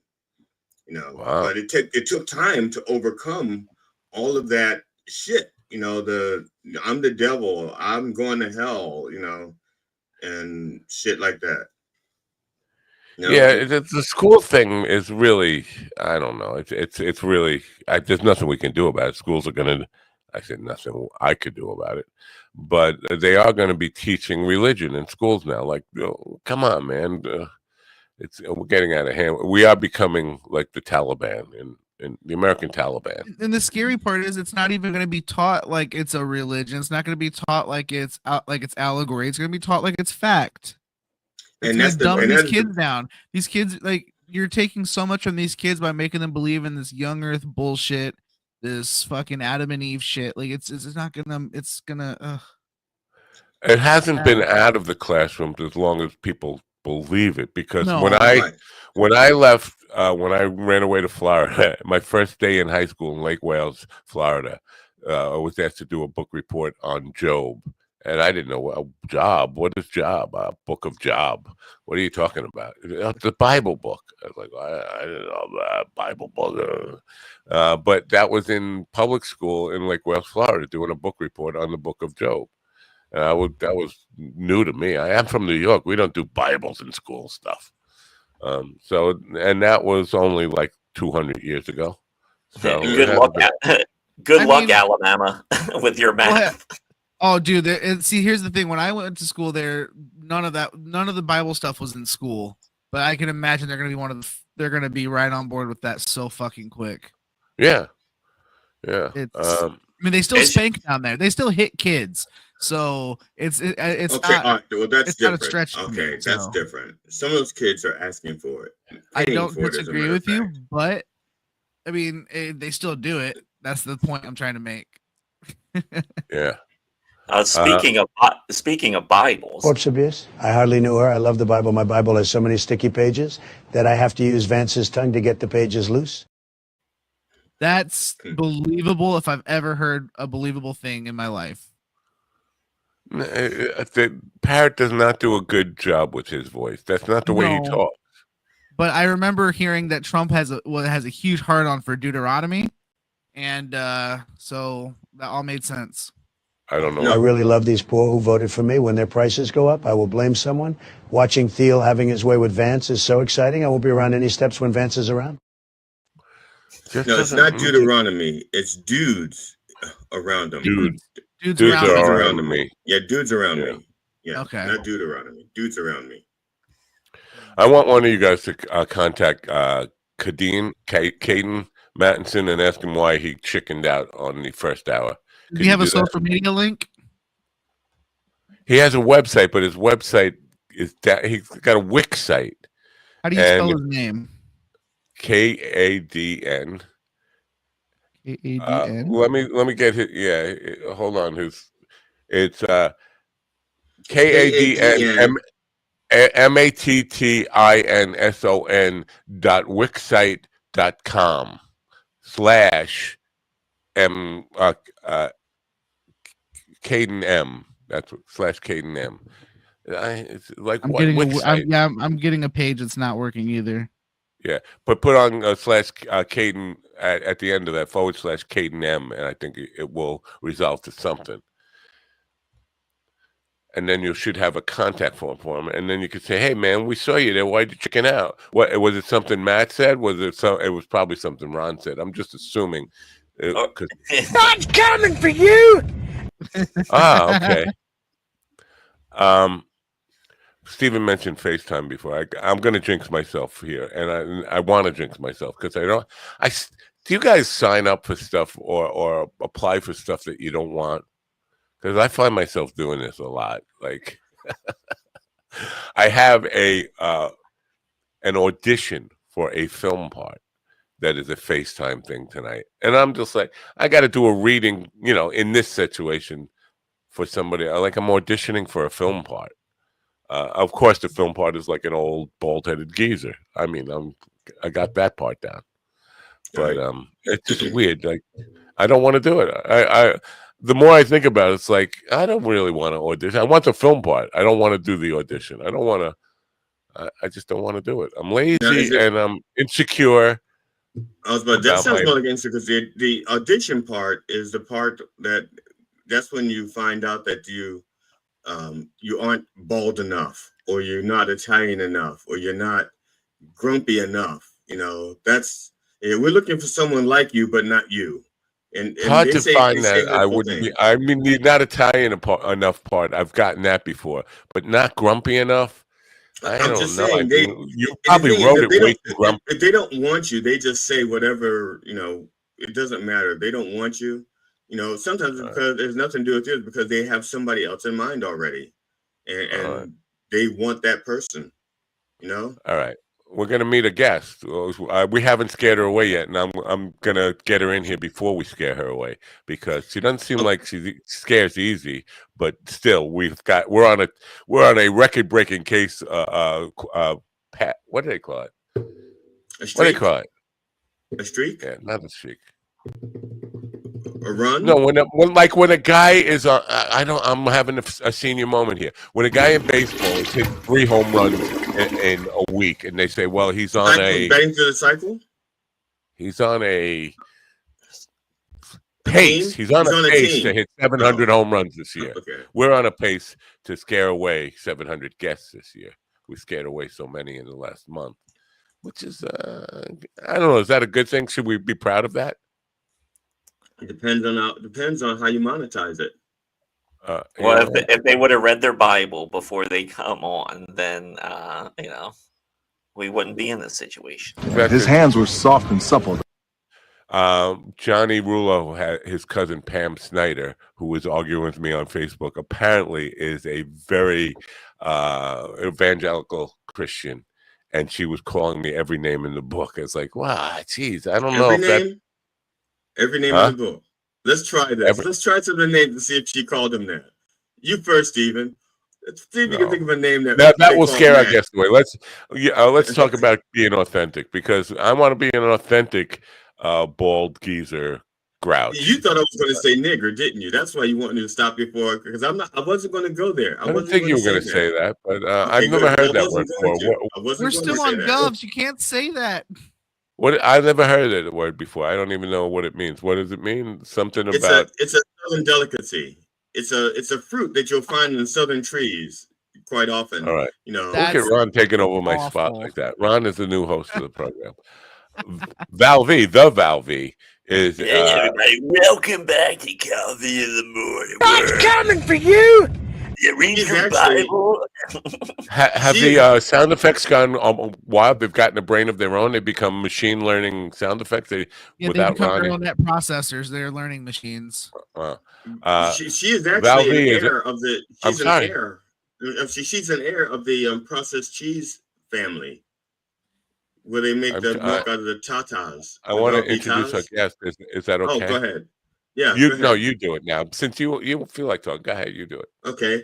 Our next guest is an heiress of the Velveeta cheese family. Please, the CEO of Velveeta Cheese, Miss Val V. That's terrible. That's terrible. I wish. Good morning, Val. You're Irish. I'm sorry. She's also Irish. I didn't mention that. She's Irish. I'm not Irish. You just said I'm Irish. sorry for that rude intro. No, I'm not Irish at all. I'm Greek Macedonian. Oh. Why'd you say Irish? I heard you say. No, I said I wish. I wish I was the heiress. Japanese accent, you racist. Jeez. No, maybe it's the Canadian accent. So, Val, no, I am confused about. I'm glad he took over and botched that, even though it was a very rude introduction.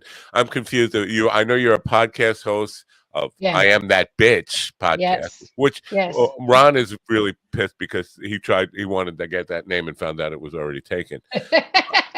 But you're I don't know, you're a motivational speaker.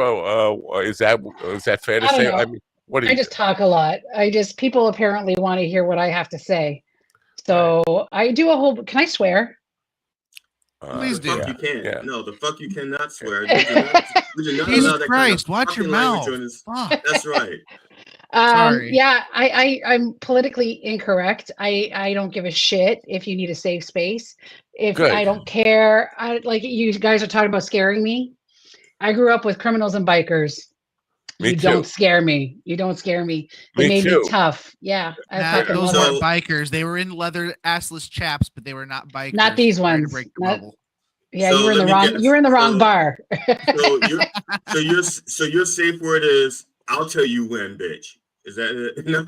There is no safe word with me. We can go. You want to go? Let's go. I have no problem. That's what I call schlong division.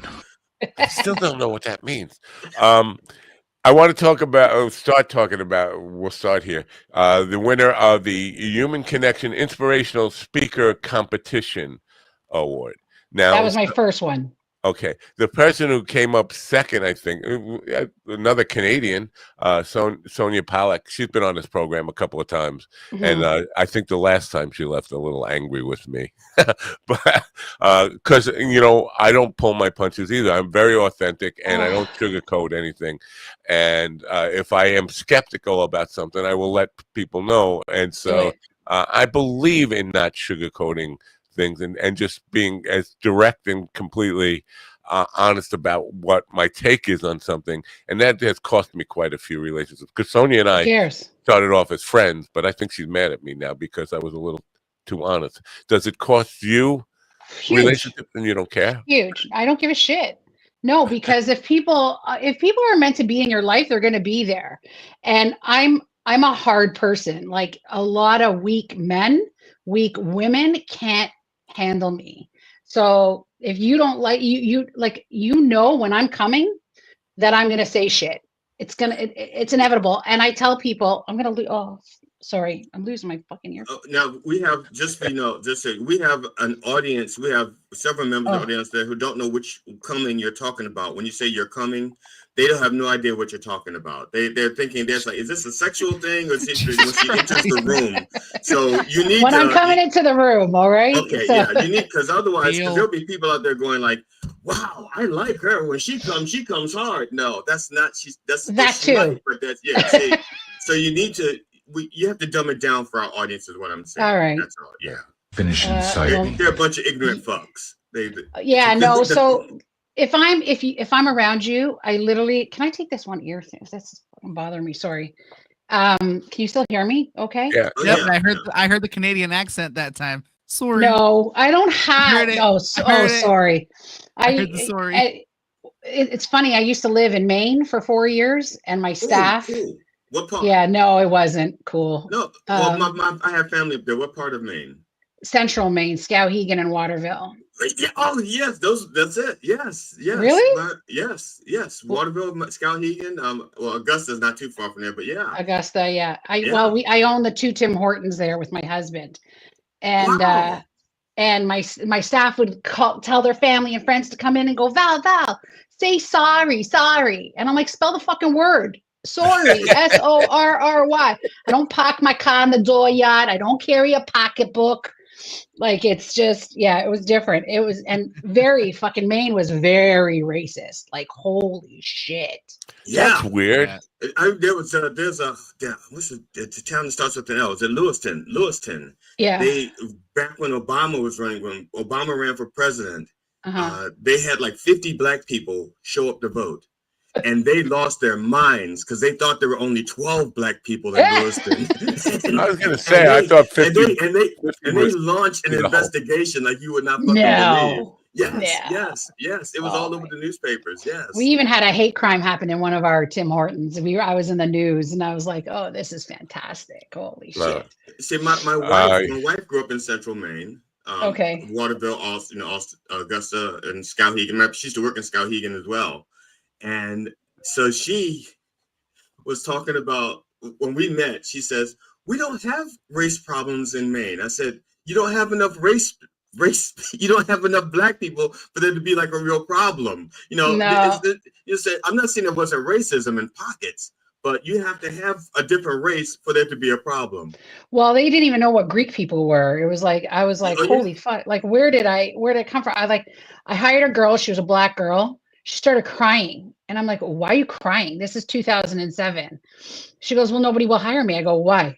And she goes, because I'm black. And I'm like, I look over at the district manager. I'm like, where the fuck did you guys bring me? Like, because I'm from Toronto. I grew up, my best friend's Jamaican and Indian. And we never saw like these race issues until I came to the States. Like, it was like, holy fuck. I kicked a guy out of, oh yeah, we didn't have this shit. Like, my mom is an immigrant from Greece with a grade 6 education. She never taught us hate. My door was open. I grew up like, I worked in the, like the retail, like Club Monaco. I don't know if you guys had Club Monaco down there, but we have chlamydia down here. Yeah, I'm sure you do. But it was all races. My mom didn't give a shit, and she grew up with all white people in a village in North Greece, right? So it was very foreign to me, and I'm like, and then she was serving a guy, and he was giving her a hard time. I took his money. I fucking threw it in his face. I said, get out of my restaurant. Don't ever come back. Go back to Dunkin'. We don't need this shit here. And everybody's just looking at me shocked. And I'm like, this is foreign to me. It's foreign. Wow, that's very cool. I did not know that about Toronto. Well, I knew it was kind of more progressive than a lot of places in the States. It's woke. Holy fuck. Yeah. Authenticity. Can that be taught? I feel like everybody's wearing a mask, and I try. I mean, with me, I'm kind of what you see is what you get, and people don't necessarily always respond in a positive way to that. But I think I like to call out people when they're being phony completely, and I'm not sure if we can learn this. This is the part of it. I think when the camera is on, even though I talk like I'm talking right now, like I'm a big fan of being authentic, I think when the camera is on, my personality changes. Oh, it has to, because even though I don't know if we can make an effort to be conscious of, am I being phony in this moment, or am I being authentic? What's your take on it? Can somebody learn to drop the mask and just be true to their true Can they self? learn it? I think so. But the problem is social media. When you see all these fucking filters, everybody wants to live a perfect life. I have a perfect marriage. I have perfect friends. It's dropping the mask, like you said, and really being vulnerable and going out there and showing your true self, which I did. And I did lose friends. I did lose family members, especially during COVID. That shit, it just heightened it like 1,000%. Yeah, broke a lot of people. COVID did. Yeah. Yeah. Even US politics, like, holy crap. It's like yesterday I was called a pile of bullshit wrapped up in a bow. And I was like, thanks. Wow. Yeah, I that's think a pretty particularly that's a pretty high compliment because usually we wrap them in boas. So that's yeah. he's an expert on this stuff. I was listening. I was trying to learn something. I know that's your expertise, rapping. Wrapping bullshit in a bow. Yeah. But yeah, on I the think political front, there is just so much, and I hate to keep. I'm just a broken record on this lately, but there are people who, in my life, who embrace Nazism, not pure Nazism. They're in denial that they're Nazis, and it's like I have a lot more respect for somebody who comes out and says they're a Nazi than somebody who is wearing this mask of like it's just a difference of a political opinion. It's like no, you are completely endorsing, like taking people and putting them in the concentration camps, rounding up people with the military mass numbers to deport them, all this kind of stuff. This is pure Nazism, and you can't stop wearing the mask that you're not a Nazi. Tell the truth. At least I have the respect for you at least you was an honest Nazi rather than just a lying Nazi. I'm gonna disagree with you there. Why? Because my country's gone to shit because of immigration.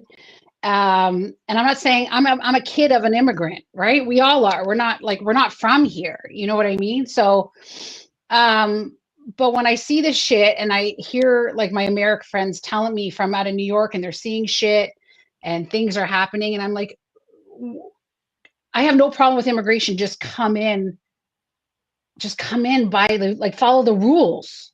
Mm-hmm. You know what I mean? Like there's an opportunity. Like Canada gave me an amazing life. I had two parents that are, grade 6 educated, and we came to Canada with $30 in their pocket. We made everything. We were broke, right? Mm-hmm. But I'm seeing these people come in here and there's a house. I was working at a market with my husband's business.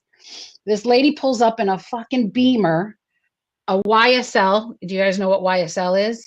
You Saint Laurent bag.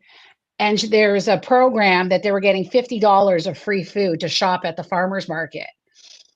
11 people were in that house, were all on welfare. 11 of them. Grown men not going to fucking work, grown women not going to work. I have a problem with that because I work so hard. I was so broke. We went bankrupt. My house was raided by cops, a gun to my head. I still went to work with 3-4 jobs to provide for my family. Yeah. You know what I mean? I agree with everything you're saying. The only difference is that in this country, like we should, our immigration system is broken, but it's broken for a reason. It's broken because we broke it on purpose for the cheap labor. And then when people got a little bit crazy about it, it was too late to fix it the right way. And so they're trying, the threats, the things that they're trying to do, they're basing it all on hatred. There are things that's wrong with our country and our economy that has nothing to do with immigrants and immigration. It's rich people who want more rich people, or want that's more why riches. The wars are there, right? Yeah, rich people who want more riches, and they want us to allow them to have those riches, so they give us the boogeymen. Now, our immigration system is broken and fucked, but it's not broken and fucked because of immigrants.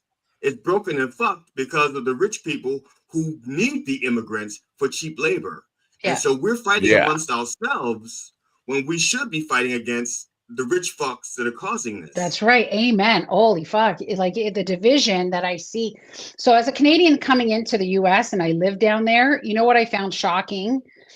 And back then I used to like living in Canada. Now I'm trying to get out. And, but when I came down there, I saw that the American government would give money to fucking everybody but your own citizens. Yeah. And I was like, what's happening here? Like I'm seeing veterans, legs chopped off at the knees.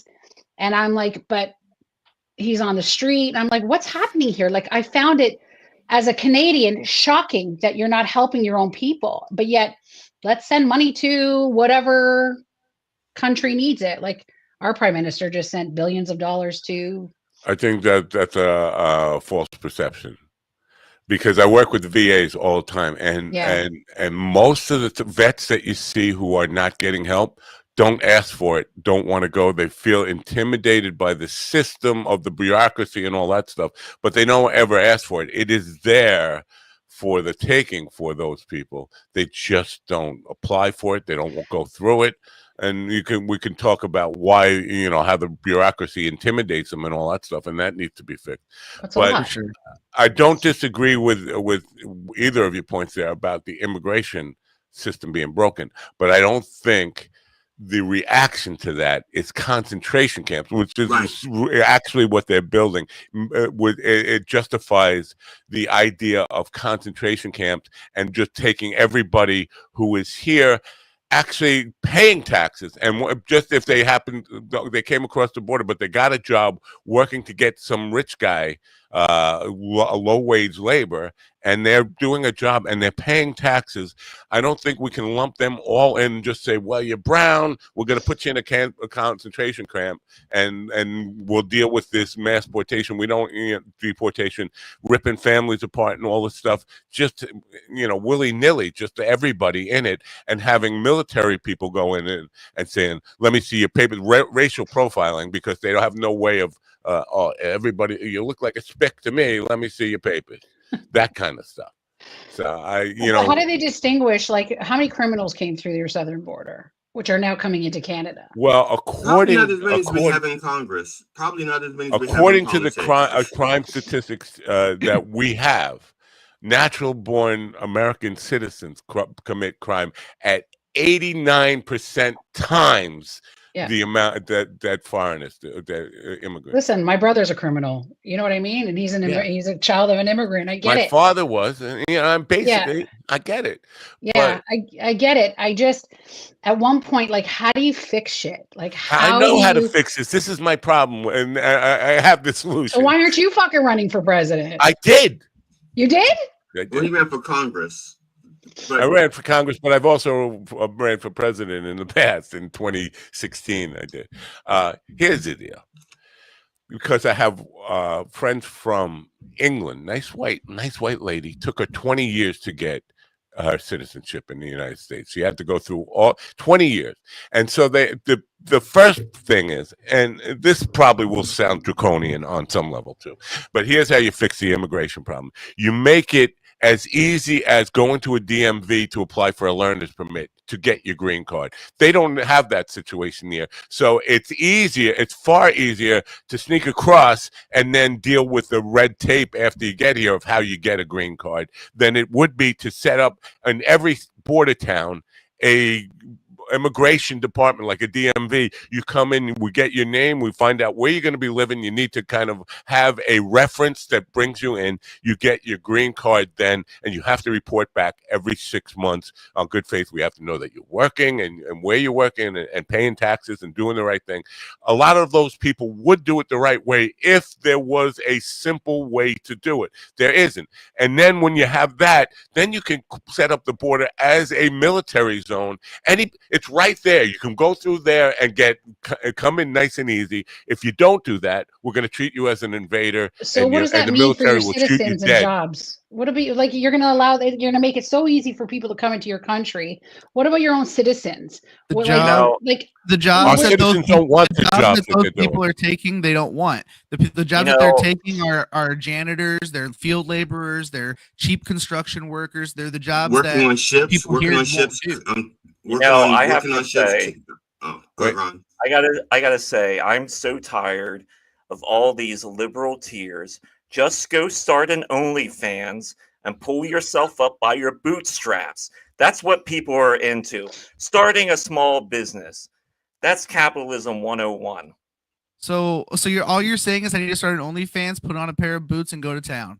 But how does that get you citizenship? I understand that we'll make you money showing your junk on. We'll make a path of cocks to citizenship then. Oh fuck! You start But at the balls. what if you are cockaverse? Okay, I mean, not everybody loves cock. Some people like the vagina. They like the booty or whatever. You know, some people are just tit men. Are you going to have like a venue for people who like different parts of the body, or Oh, is I mean, everybody have yeah, to I be a mean cock man? that makes perfect sense because capitalism is about letting what the free market decides. So obviously, there's going to have to be cocks and pussies. Matt, we Right. need to make that a T-shirt, a picture of all four of us, and call it the Pitmen. You know I won't remember that. That's all right. I'm gonna mark a D right deep, now. And we'll deep go back to immigration solutions here. This is great. Yeah, but Val, seriously, if you've been in this country, have you ever met an American who would be willing to pick fruit 16 hours a day for $2 an hour? No, but I had people begging me, I had people begging me for jobs at Tim Hortons, and the minimum wage was $7 and something cents back then. Right. And I'm like, they're just begging me, please, I just need this job. I have a family. I need to so rare. I need to pay for my family's food, whatever. And I said, okay, no problem. You smoker? And they like, yeah. And I'm like, are you okay not getting smoke breaks like the non-smokers? You get your break, like your 10, 15-minute break, and then that's it. And they're like, oh yeah, I'll do anything. I'll do anything. First time for first week. Can I go for a smoke break? No. They go into the washroom, take a uniform off and fuck off. And it's like they want to show up, do nothing. It's like we haven't taught this next generation work ethic. I think we have to go back. Like, so if I had kids, which I don't have kids, but if I had kids today, I would never push them into going to university and college. I would say I would either homeschool them, make them start a business, work hard, because I was at grade 6 jumping on the public transit, going to downtown Toronto from the suburbs and serving at my dad's restaurant because I had to. We were immigrants. I learned how to count back change. I learned how to just count and read. And I learned how to deal with people. I had to just basic math. These kids don't even know fucking basic math. Mm-hmm. Addition and subtraction. So I think we have to go back and start educating. I wouldn't disagree with that, but I'm just because the problem when you talk about immigrants, they're not taking jobs that America anyway. I'm not sure what the situation is. Immigrants are not taking jobs from Americans who want those jobs. Well, they're doing it here. Let me tell you. Obviously, you do not have any blue collar friends because every person I see on the street, they tell me, Ron, I want to work in a meat packing plant. As a little boy, nothing made me happier than seeing cows slaughtered in front of me. Right. You know what? Losing a finger or two as a trophy, so you can mount that thing on the funny wall. thing is, my father-in-law was a butcher, and my husband went and worked in the factory one day. He couldn't fucking last. Yeah. Now, Val, you said you had people that come in and they beg for jobs. See, in the U.S., they don't beg for jobs. They just stand on the corner. That was in the U.S. Yeah, she's in Maine. That was in the U.S. See, that's so weird because around here they don't even beg for jobs. They just take turns. They take shifts on corners begging for money. There are also regional things. Horrible. Maine at one point had this huge paper industry, and so a lot of jobs were in those paper industries, and when those companies went belly up, a lot of generations of people lost their way, and they had to find new ways of working, and they had to find new ways of making money. But that's the older people, but it's their kids. Maine is high welfare, high drug use, low work ethic, and high incest. Let's be honest. It's a game the whole family can play. It's the Alabama of the North. Weird. Yeah. And if you're listening, that's just another enhancer for your OnlyFans. Yeah. Call it the main course. Just tune in for some business advice here. When I was in I was a runaway and went to Florida to put myself through high school.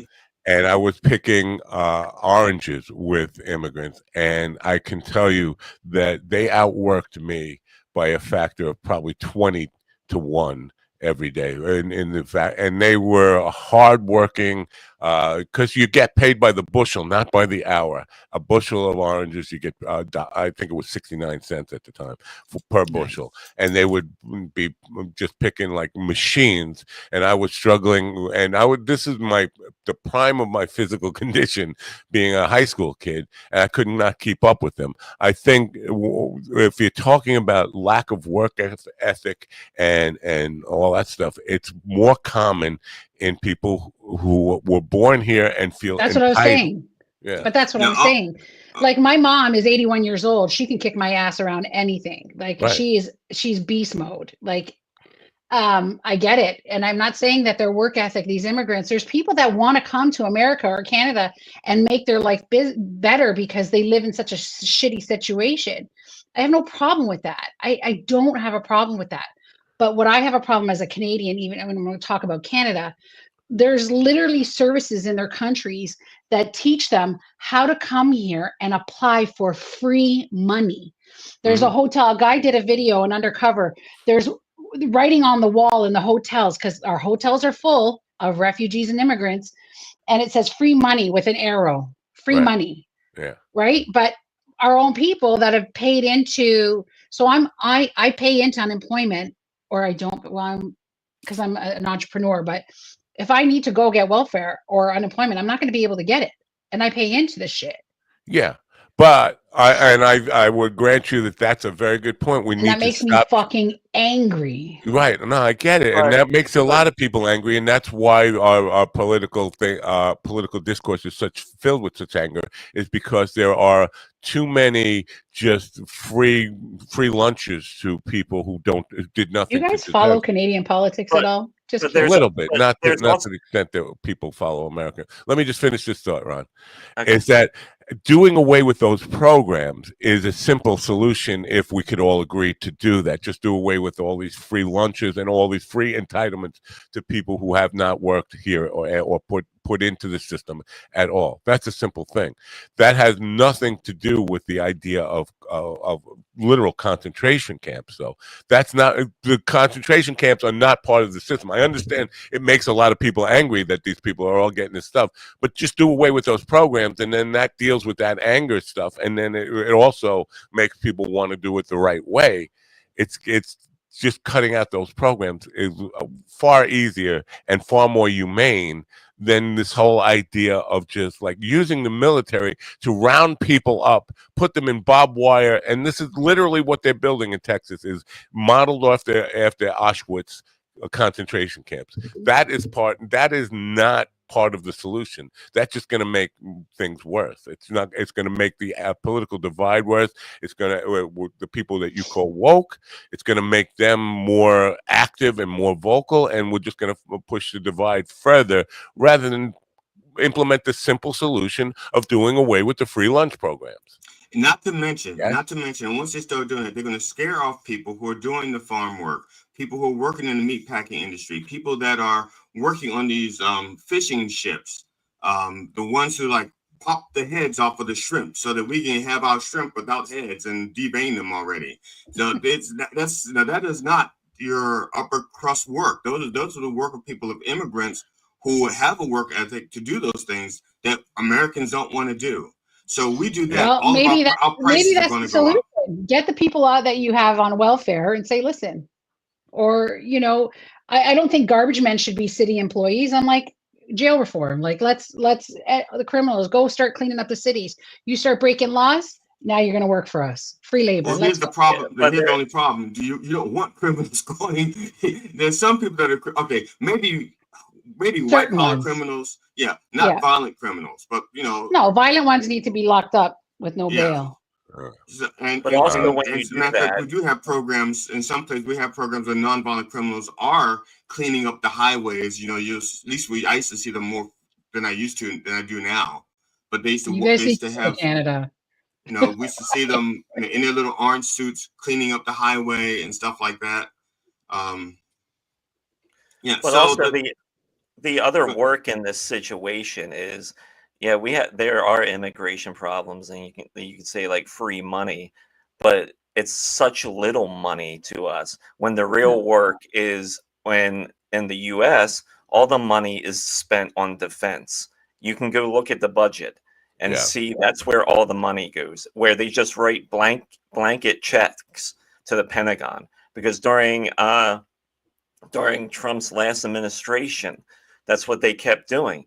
They kept giving the Pentagon like all this money. They're like, here, build us tanks. And the Pentagon's saying, we don't need tanks. We're not using tanks anymore, but we're still building fucking tanks. So like that's to me, yeah, there are issues there that need to be taken care of, but people are just going to be blindsided because the real work is in the money for defense is so outrageous and such a blanket check, and we won't do shit for our own people. So when like people are like, whoa, we're not doing stuff for our own people. Yeah, you're right. But it's not all immigration, and it's always been fucking defense right in front of your eyes. I'm not saying all the problems are immigration. We were just on that topic, but yeah, like, but what's happening in our political discussion or discourse is that the immigrants and trans people, they're like low hanging fruit for hatred and low hanging fruit for all of our problems. Where they're going to go to the bathroom. Really, like they've never been to a fucking concert when the ladies' room was so backed up that they were using the men's room. They don't remember those days or something. They're making mountains out of things that aren't even fucking molehills. Okay, as a woman, because I have a vagina. Get away. Get the fuck out of here. Yeah, that's what a woman is. We don't believe you. We don't believe you. No. Yeah, I have a vagina, and I struggle with this, and I'm surrounded by a lot of gay people. My best friend is gay, and she is older than I am. So I was at a party. I was on a boat full of lesbians. I was probably like the only straight, or maybe out of everybody, 2 of us were straight. And we're sitting around and smoking a joint. And we're talking, and these women are in their like 60s, and they're like, the world's gone fucking mad. They're like, we wish we never fought as hard as we did for our freedoms. And I was shocked, right? And I was like, what do you mean? And they're like, we wish we never fought. All we wanted to do was love each other, love who we wanted to love, and be married. Now they want to attach fucking pedophilia to the LGBT alphabet mafia.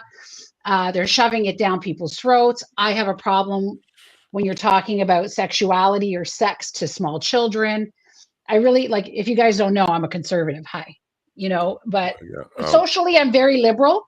But when it comes to my money and certain things, I'm very conservative. But nobody asked us as women if I want to share a fucking bathroom. Nobody. Right? Like, why? Now we're going to just say, so you're going to wake up one day and decide, I'm going to be a fucking woman. Okay, start dressing up, cut your dick off, and then come into a woman's bathroom. That doesn't make you a fucking woman. I'm sorry. It just doesn't. How is it a threat to you? Especially if they cut their dick off. How is it a threat to you? I don't, because I think it's a mental illness. I think it's gender dysphoria. I think it's a mental illness. Okay. Science is science. It is what it is. You're born with with the genes that you're born with. So if you feel like one of my best friends wanted to have top surgery, and I said to him, I love you as you are. He's gay. He's so gay, he probably pisses sparkles. That's how gay he is. Okay. And we work together, and I love him to death. And we sat on my front porch, and he's like, I think I want to do top surgery. And I said, if you want to do this, I still love you no matter what. It is what it is. Right. Because I love the person as it is. But I want you to go and talk to somebody that transitioned and liked it, and somebody that transitioned and didn't. I want you to investigate. And all these hormone drugs that you're going to have to take, they're cancer causing. Just like the fertility drugs that I needed to take are cancer causing. But I was educated, and I said, I need you to go and educate yourself. And he goes, well, it's worth, and I said, they're cancer causing. He goes, well, it's worth cancer. And I said, oh my God, how could you even say that it's worth, getting tits is worth cancer? And we got on this topic because he does flowers. And I said, when I die, I want a beautiful bouquet on my casket. And he's like, what makes you think you're going to outlive me or die before me? And I said, well, if you start taking those drugs, you probably might die before me. But there's no science that it makes them feel better. I got my tits the old-fashioned way by cheeseburgers and soy. I love it. Good old case of what is it? Gyno. What's it called? I have mantinitis. Gynecomastia. Gynecomastia. You can get that. You can get that covered. You in Canada, they'll operate. But still, at the end of the day, reduction. At the end of the day, it's still low hanging fruit because how many trans people are really out there? Am I being It's less than attacked 1%, but they're very loud right now. It doesn't answer the question though. Why? Because if you're just going to pee, you're not going in for a sexual encounter. I've never once peed in my life and thought, wow, I wish there was some. That's because you don't have that disorder. But how many times there was, I wish I knew we were going to talk about this because I could have pulled up. There was just a guy that followed a little girl. He identified as a woman and he assaulted her. And it happened in the States. And there's multiple cases of that. There's multiple states, and I can. But is there correlation between having gender dysphoria and being a rapist? I don't feel like those go hand in hand. First of all, Stephen, just for the record, there's a difference between correlation and causation. They're not the same thing. You can find correlation between things that are not related whatsoever, but that's not necessarily causation. Okay. I think so. Go ahead. Sorry, I'm sorry, Val. No, you go ahead. I interrupted you. No, I was just going to say that I was just going to when I was babysitting my niece, she was about 2 years old. We were in I think we were at the airport. I had to take her, or no, it was a theater. We were in a theater. I took her to see some kid movie, and she had to pee. She was 2 years old. I'm a grown man, so I went to take her into the men's room so that she could, and the men had a fucking fit. They're like saying, no. I don't want a girl in here. And I said, first of all, she's 2 years old. She has no idea what she's looking at. We're going to be in the stall. Yeah. Okay. There were men having such a hissy fit over it that I had to find a strange woman to take my niece into the ladies' room. A lady that I felt comfortable with and that she felt comfortable with, and trust that she wasn't a pervert, because the men were losing their fucking mind over a 2-year-old girl who, if she saw a penis, would think, "Oh, look, they have an outie for a navel." I don't see a problem with that. I just think. What I'm saying is where do you draw the line? It's not this. It's people are overreacting to a lot of things that statistically, aren't necessarily a problem. We need to start to look at solutions and actual problems, and not starting to fight over shit that is so fucking minuscule. We have serious problems out there, problems with our country, and they got us fighting over the stupid shit that doesn't matter, the stupid shit that shouldn't matter, or maybe one day it will matter once we get rid of the big shit.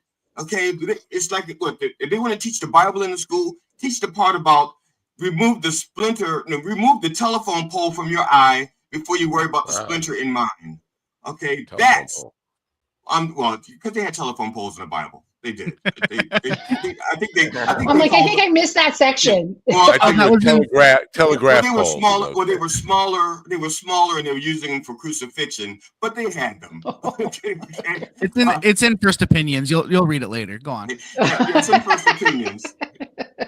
I mean, I think we right after Proverbs. I'm sorry to kind of to try to. I don't try to express this. I think we are. We have a definite problem with people with just predatory, rape culture, all this kind of stuff. I don't think it's necessary. It has any linkage to whether somebody has gender dysphoria or not. I think I can't imagine a man, and this is just I don't have any science behind this. This is just I'm talking about what my thoughts on this. I can't imagine a man transitioning to a woman so that he could rape women. No, that's not why they're doing it. Listen, and obviously if I said that came out fucking wrong. But do I believe that there truly are trans people? Yes, I do. I think there's a lot of kids now that are doing it for attention. And I think don't even know how to put it into words. I think for me, I think we have to protect women's rights. We have to protect men's rights. There has to be a place where the trans feel comfortable and everybody else feels comfortable. But I feel as women, we're having it shoved down our throats that we have no choice. We have no say. Like I was talking to somebody yesterday. They said, what's her name now? Caitlyn Jenner won Woman of the Year. For what magazine? Like Ms. Magazine, Sports Illustrated. Sports Illustrated, whatever. Yeah. Well done. Okay, another man infiltrated a woman industry or a woman category. It's and I'm not a feminist. Like I'm not one of those raw feminists. I love alpha males. We need alpha males. I love alpha males. Like I can't even put it in it with enough passion. Okay, because we need you. I had a debate. Someone said, I can have a baby without a man. I said, not if one doesn't jerk off in a cup. You don't. You can't. Right? Well, we actually, need technically, men. scientifically, they figured out how to do that. It's expensive, but they figured out how to Create separate. sperm?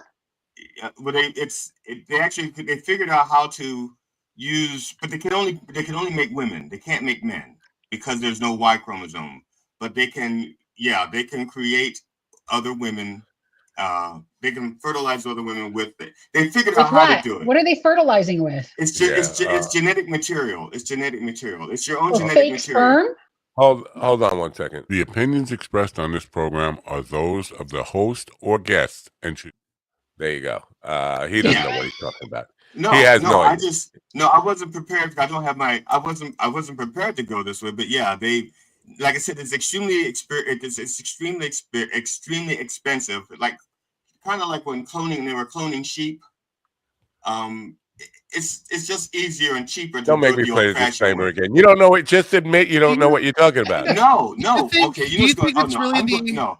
I'm going to research this and I'm going to pull up documentation. And tomorrow you're going to say, "Fuck, that black guy was right." Can you send it to me because I want to see this because I have not heard of this. I have not heard of it. He'll just assume you forgot and then.